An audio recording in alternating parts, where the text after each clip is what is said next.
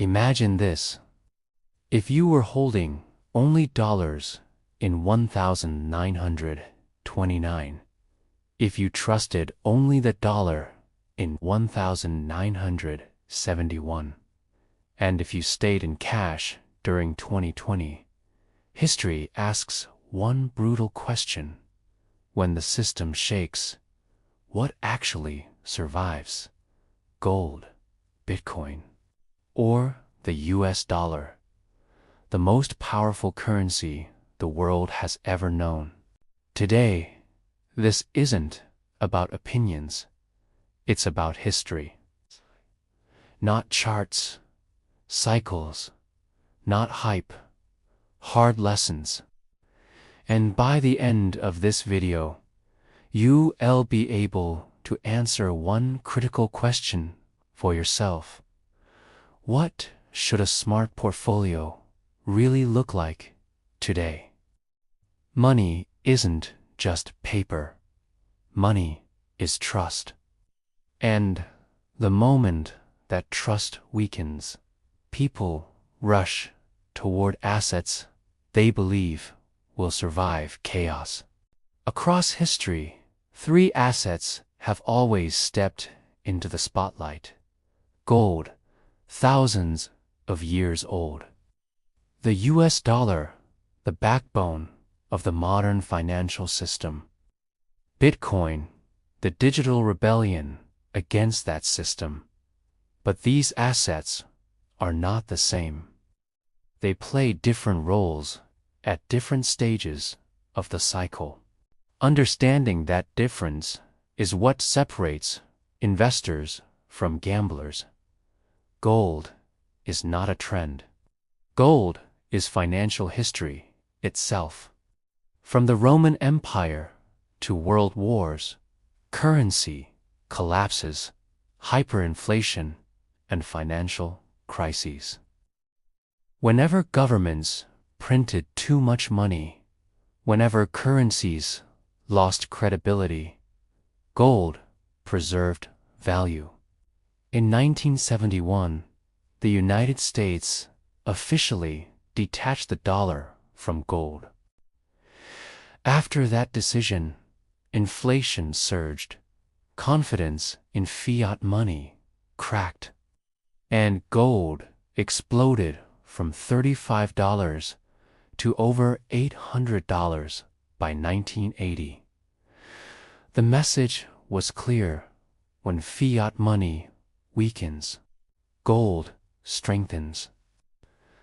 That's why central banks, European investors, and generational wealth still treat gold as financial insurance, not speculation. The US dollar is the world's reserve currency. Oil is priced in dollars. Debt is issued in dollars. Global trade runs through dollars. That means during crises, the dollar strengthens short-term as capital floods into dollars for liquidity. But here's the uncomfortable truth. Since 1913, the dollar has lost over 90% of its purchasing power. Why? Constant money printing, debt-driven growth, and inflation by design. The dollar is excellent for transactions, liquidity, and short-term safety. But historically, it's a poor long-term store of wealth, debt. Serious investors don't park wealth in dollars. They rotate out of them. Bitcoin isn't just a currency. Bitcoin is a response born after the 2008 financial crisis, a time of bank bailouts, massive money printing, and broken public trust. Bitcoin made a radical promise: no government control, no money printing, fixed supply. Bitcoin wants to be a hedge against inflation, a digital version of gold, and a bet against centralized systems. But history demands honesty. Bitcoin has a short track record, extreme volatility, and strong correlation with risk assets. During the start of crises, Bitcoin often falls. During the recovery phase, Bitcoin often outperforms everything. Bitcoin doesn't shine in fear, it shines after fear. This is where most investors fail. History shows a repeating cycle. Expansion phase, stocks rise, risk assets boom, Bitcoin surges. Tightening phase, inflation spikes, interest rates rise, the dollar strengthens. Crisis phase, panic dominates, cash and dollars rule, gold holds or rises. Recovery phase, money printing returns, the dollar weakens, gold and Bitcoin surge. Same cycle, different decade. History doesn't repeat perfectly, but it rhymes relentlessly. This contrast explains a lot. Europe has lived through currency collapses, wars, border changes, and inflation disasters. As a result, gold is deeply trusted, and central banks aggressively accumulate gold. For Europe, gold equals survival. The US sits at the center of the dollar system.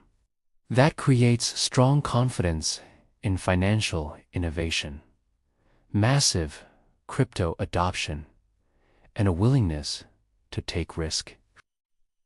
Americans see Bitcoin as a hedge, a growth asset, and a technological leap.